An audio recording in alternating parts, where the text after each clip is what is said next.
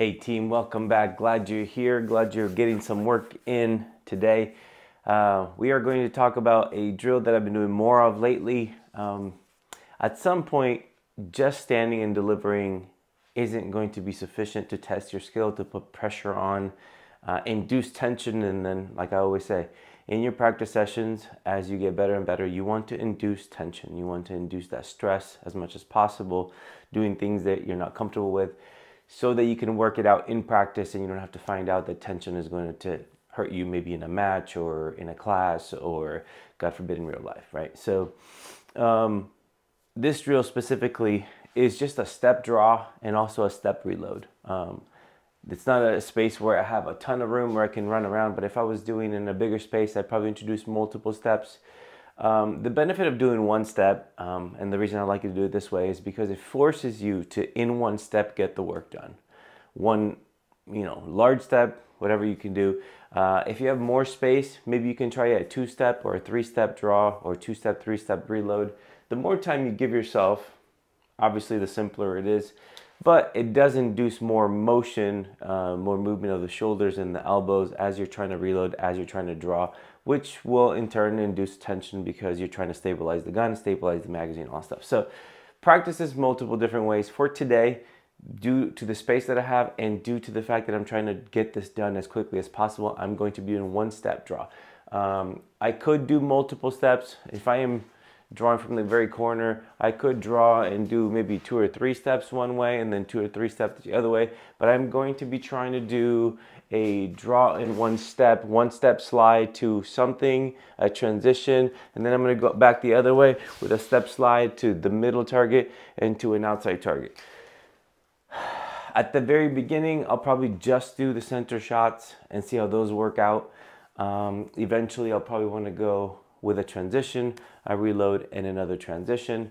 I will only use a starter time to go, just so I can have some of that pressure of going.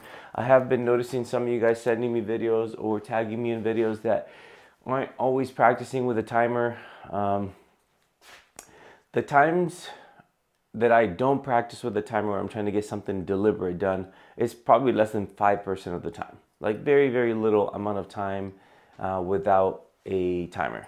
For example, if I was trying to get this draw, the scoop draw or something to be very deliberate, I might not do a timer and just work that once, maybe one more time, twice.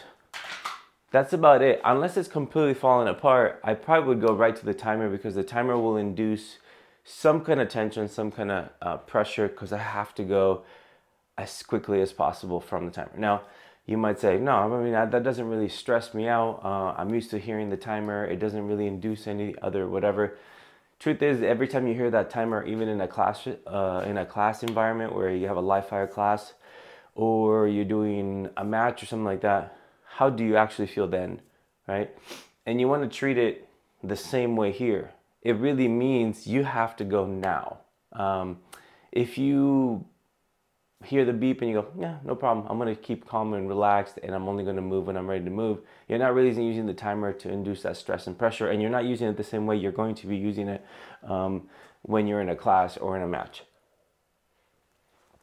So, one step, we're going to draw, we're going to find the middle target, I'm going to reload stepping back, and I'm going to find that middle target again. So probably a simulated 7 or 8 yards from here. For now, I won't set up the side ones, but for this practice session, eventually I'll go from one to the side target. This side target is going to have a partial on it, so I have to be pretty attentive to it. And this side target also has a partial on it with a no-shoot. Both of them have a no-shoot. So I have a smaller A-zone, so I'm not transitioning the gun very hard.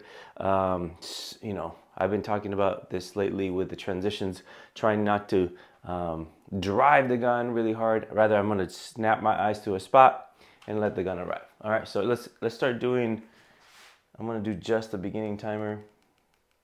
You can, of course, as you do this more, once you set it up for your space, you can figure out what your part time is and see if you can give yourself an end time that forces yourself to stay within an end time. I'm not going to use the end time because my space is going to be different than your space. You may have partials, you may not have partials. So I'm just gonna do the beginning start and do the drill. But for yourself, once you figure out, hey, I can get this done in about 4 seconds or 3.5 seconds or 4.5 seconds, whatever, find that part time, give yourself a part time to get the whole drill done. And then if you can get it done in that time all the time, then scale it back down so that you can have a more aggressive part time. So this is what it's gonna look like.